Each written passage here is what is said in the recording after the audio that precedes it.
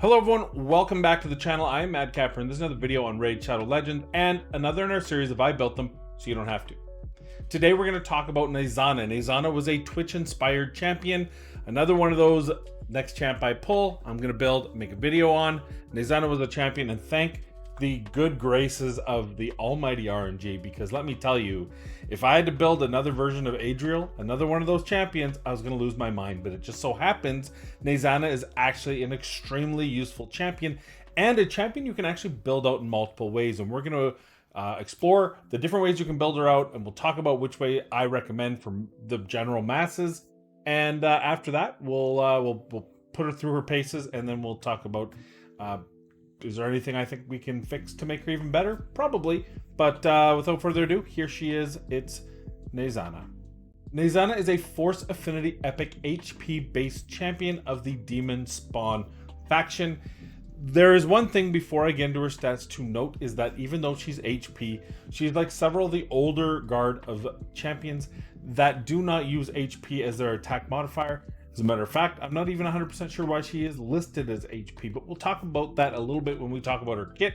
As far as her stats go, HP, a bolsterous 21,480, attack, an anemic 859, defense, pretty standard 10-13, very good speed at 103, 15 crit rate, crit damage 50%, resist 45, accuracy at 0. As far as her kits goes, she has an increase ally HP and faction crypts by 28%. Very good ability to have in faction crypts. Her A3 is a 50% chance of placing a 50% decreased attack debuff for 2 turns.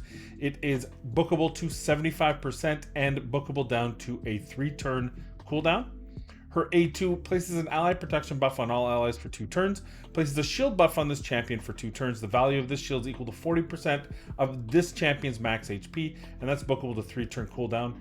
And for those of you who watched the Adriel video, this is what I'm talking about. This is a developed kit. 3-turn, 3-turn. Beautiful.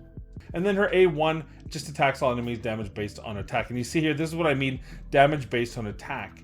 Now I want to show you how I built her out. There's 2 ways I feel that you can build her out. Well, 2 major ways you can build her out, and that is either going for her damage or going for her overall sustain. So her A3 hits very hard. It has a 6.0 attack modifier. Her A1, given that it is actually a attack, an AoE, it actually is a decent as well, although it doesn't quite hit as hard, obviously. But for an AoE A1, it does hit reasonably well, so you can build her up for damage. But that's where this weak anemic 859 comes in. So let's take a look at how I've built her out for testing. Then we'll take her in and we'll show you a couple different ways you can use that to your advantage. Here's build 1. This has her in Savage gear and Cruel gear. We're just going for pure damage. Now that 859 is a bit of a problem, but we can still get her to about 3,500 attack, 207 speed, 229 crit damage, 41k HP. And this is the thing, is although she's an HP based champion, and then although her A2 does rely on HP, and it is there to help reduce the damage your whole team takes, her A3 does hit very hard. So for those of you who are struggling in Faction Wars for damage, you may want to consider looking at using her as a damage champion as opposed to a support champion. These are, like I said, we showed her stats, and then for her masteries, we went this way, and I went with damage, some heals, and I went with War Master, and I'll explain why. Normally, when you've got 2 AoE attacks, I would take her over to Helm Smasher, but we're actually not going to take her into the arena. I don't feel like that's where you're going to use her. In the early game, you may want to use her for your defense, for sustain, and that wouldn't be this build. It'd be a different build. You'd probably want to go defense support. But I built this out, and I'm going to show you just so we have an idea of exactly what kind of damage this champion can do before I actually show you where I think she's more likely usable. So first of all, RIP my energy. Because of the damage that these champions are going to be doing AoE, I can't bring in, normally I bring in 5, you can hit the left, you can hit the right side of the waves, and I can get a good indication.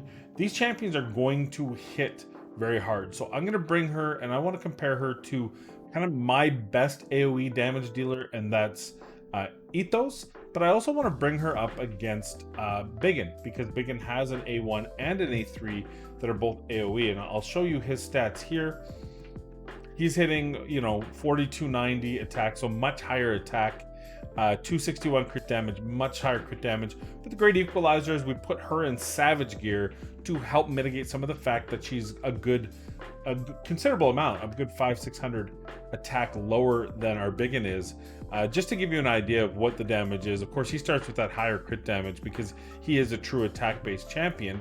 And he also, I believe, although I have played with him around, I think he's currently sitting with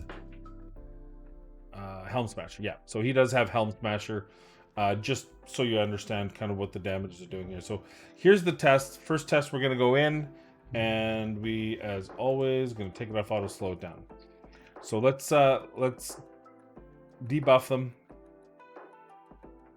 Okay, everything landed. I want to make sure everything's fair. So this is her A3 here. Attacks all enemies. We have her fully booked. It's going to do the attack down, but the biggest thing we're looking for here is actually the damage she's doing.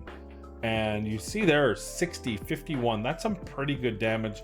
And then we'll compare Biggin. No, Biggin has a 2 hit. So 25, 50, killed one of the champions. Let's back out and we'll take a look, and you see why I can't bring Ethos in after there. You won't actually get a true representation of his damage. So we're gonna pull back here. We're gonna show you 307 to 274. Biggin did kill someone, so potentially a little bit more damage there. But what you're looking at is nearly identical damage on their A3s. She's putting a decreased attack, so it has an extra piece to it. He's putting a turn meter reduction. So both of them have an additional component to their damage, but that's a pretty good damage for an AoE that's on a 3-turn cooldown. So keep that in mind. Now we're going to do this again with Biggin, and we're going to show A1s, and then I'm going to bring Ethos in just so you know what the A3s look like between her and kind of top-notch damage. And of course, you know, Ethos has 1600 plus base attack, so his modifiers are automatically going to be worth more, just because a multiplier is a multiplier of whatever your attack is. So if you've got an attack of 1600 versus 8, you're essentially automatically already at 2 to 1, right? And that's something to keep in mind. But we're going to show her A1 here. It still does reasonable damage, 25 to 30,000. Now Biggin will do a single target hit followed by an AoE if that is critical. So there you go. He then stun gear, so that of course he also gets a stun. But let's back out and we'll see and compare damages there. You see almost identical. So you know, if you need Nazana for damage, she's able to do damage. She does have a cap on what she's able to do just because she has such a low starting attack. So there's a limit to what she can do, and that's why I'm not going to take her into the arena. With Biggin, I just have him in something comparable. I use him in Faction Wars right now. If I were going to bring him back into the arena, he would be, you know, 5,500 attack, and we'll show you kind of when you're building out an arena champion. And again, we'll take a look at Ethos. You see that 1608 starting just makes it a much bigger deal, right? So he's got 253 and 5,300, and we'll just use the A3s one last time to show you, you know, there's a limit to what she can do here. She's in pretty good gear. I usually use that gear as my secondary nuker on Sundays. Other than that, that's going to be on champions such as Phoenix, the champions that I'm using in grinding whatever I need to. So we got that. Now we'll use his, and boom, you see that the numbers are just significantly higher throughout. And that's, I mean, now they're both in savage gear, they're both in cruel gear, and he's got that huge insurmountable lead, and you can see it there. And I don't think any of you expected Nazana to be able to match that. You know, she's a little bit lower because there's some champions that died there, obviously. So the point of this was just to show you can use her as a damage dealer if you need to. Those numbers are pretty good. She can compare to a mid-game built Biggin, then go at it if you need that damage. But now we're going to back out. I'm going to show you how I would build her, and then we'll take her through a couple scenarios where you might use her in the mid-game and even into the end game, depending on the champions you have on your team. So we'll fade, and then we'll fade in. It'll be like an hour for me, but it'll be like minutes for you. So it's the magic of YouTube. Be right back. Here is our different build. This is our support build on Nazana. Particularly important in Spider 20 as the weak affinity tank, which is probably the best place you could possibly use Nazana. She is absolutely next level in that, but honestly, pretty good everywhere else because we're no longer going for offensive capabilities. Now, you can see here, I've gone with less accuracy, more resist. That is specifically for the spider. If you don't need her for the spider, you're using her for dungeons, switch out this resistance banner for an accuracy banner, and presto, you've got it. If you really don't care about resistance, I also have her in a resistance chest plate. Switch that into a HP chest plate, and boom, even more survivable. You can get her another way I would suggest doing this, and because we can let's go into the fitting room here. One of the greatest things about the fitting room is I can kind of show you another way I would consider building her. Is you can bring her in, let's see, I think Molly's got my best set on right now, so let's try on this set, although I want speed boots though. I thought I had a really good set of speed boots here somewhere. Speed with double HP. Yeah, let's try this on. Oh yeah, Chris has my. What am I thinking? So we're just gonna try these on. Right? If you need this, if this is what you're looking for example, early to mid game arena build, I would do this. And let's go with. I'm not actually going to equip it, just so we're all on the same page here. Yeah, there it is, that sweet triple. So now you've got 91k. I just need her here. Boom, boom. We're gonna switch over to immunity gear. That's gonna give her the heals, plus it's gonna give her the HP bonus. Or sorry, immortal immunity. Immortal gear. I've got a couple. If you want her in accuracy, go ahead. Probably would. Oh, there, look at that. Try it on. And finally, my friends, try it on. So now we have her 100,000 HP in a shield set. Very good for dungeons, very good for Doom Tower. To have that initial 3-turn shield, 100k is going to give you a ton of shield.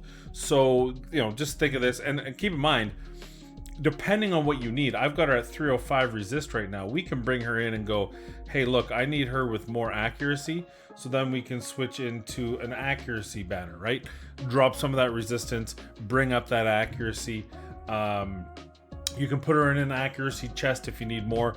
Obviously, this is just me strictly going for as much HP as possible, but you can sacrifice some of that HP for others. So it is an option. It's probably not going to get you into the late game, but keep in mind that these are the sort of things you can do with her if you're trying to use her in the early to mid game arena, defense, those sort of things where you might need to have that bolstered HP and survivability. That's going to make her A2 that much more impressive.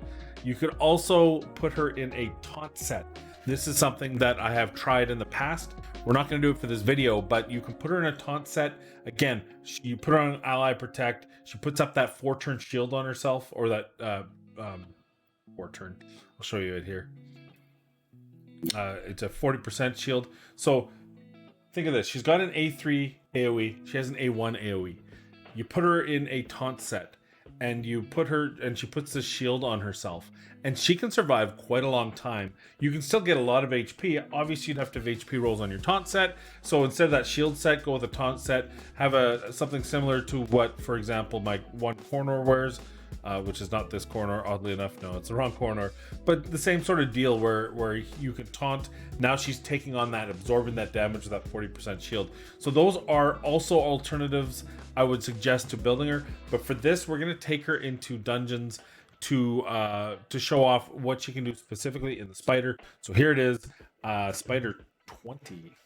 So here's our Spider 20 team.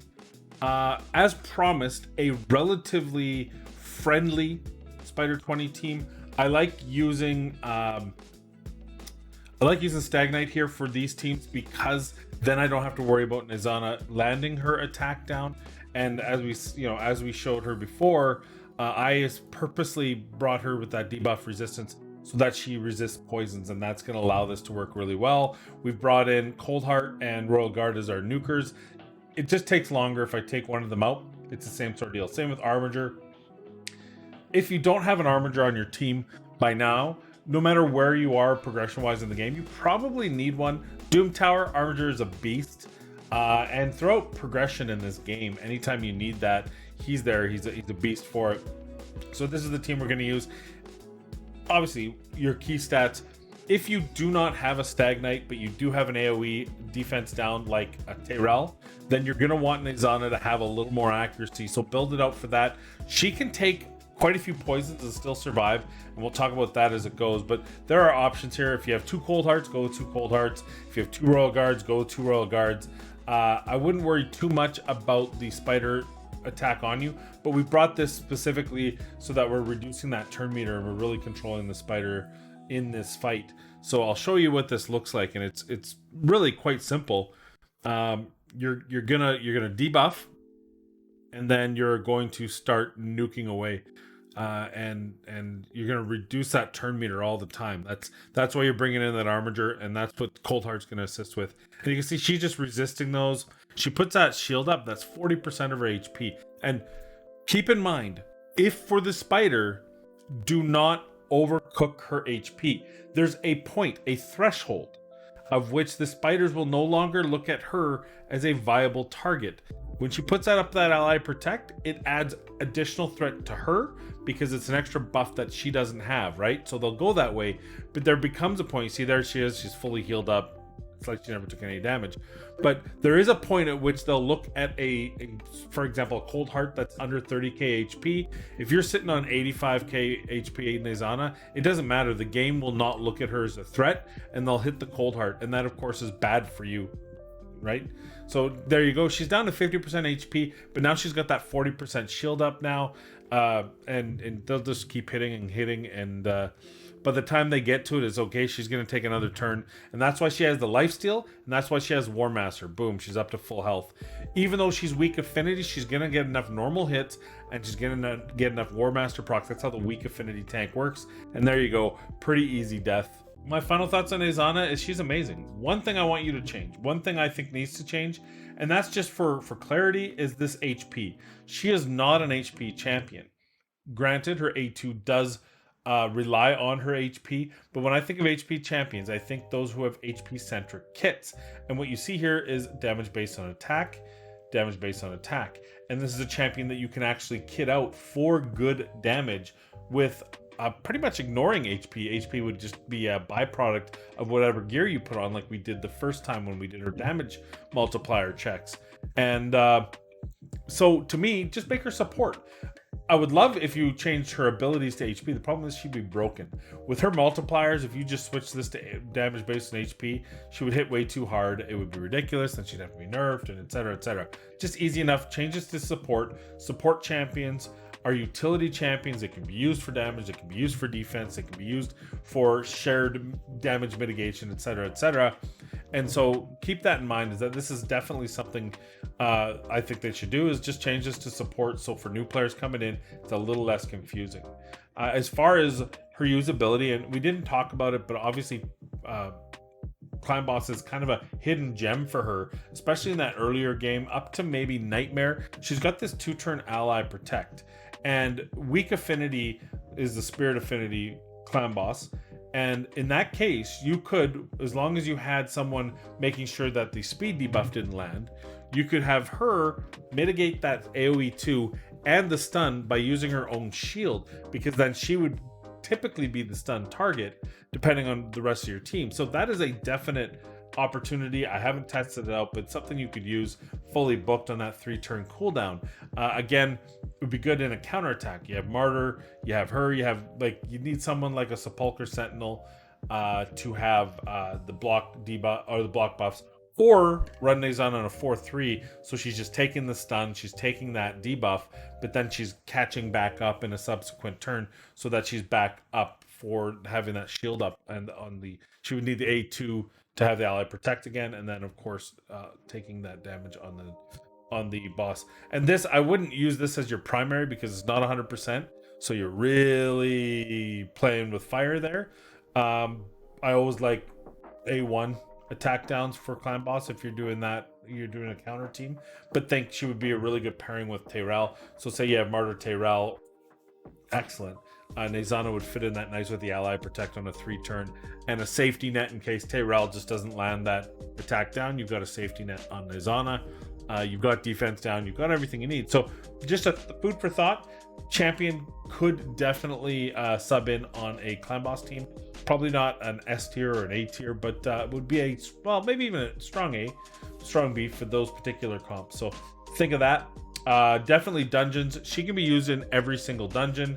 All you need to do is put together a team that needs that kind of shielded support. Ice Golem's really great because she's weak affinity, so she's going to be tanking all that damage.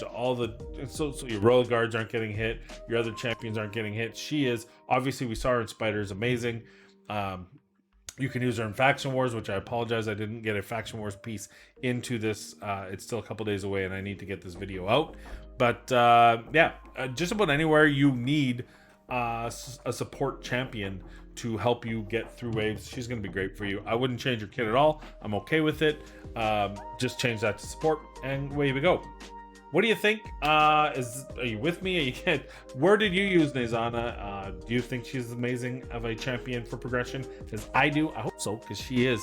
If you're in the early to mid game, she is a top tier champion. Or if you're struggling with Spider on Spider 20 or any, of course, Spirit Affinity Spider, Nazana can come in and absolutely help you get through there. Also, depending, might be able to help you on Void, although it would be really tricky because her HP might be a little bit too high.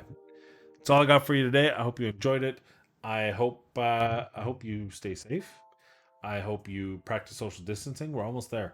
Biden's calling May and end of June for our guy Trudeau. So I would add a month because it's, you know, politicians. So I would say by the end of June, we should be seeing everyone at least have their first shot of immunity for COVID. And end of July, that'd be nice to be able to get back to some version of normalcy. It's been a long year and a bit, right? But we're almost there. So hold on, stay safe, be kind to one another. We'll see you in the next video.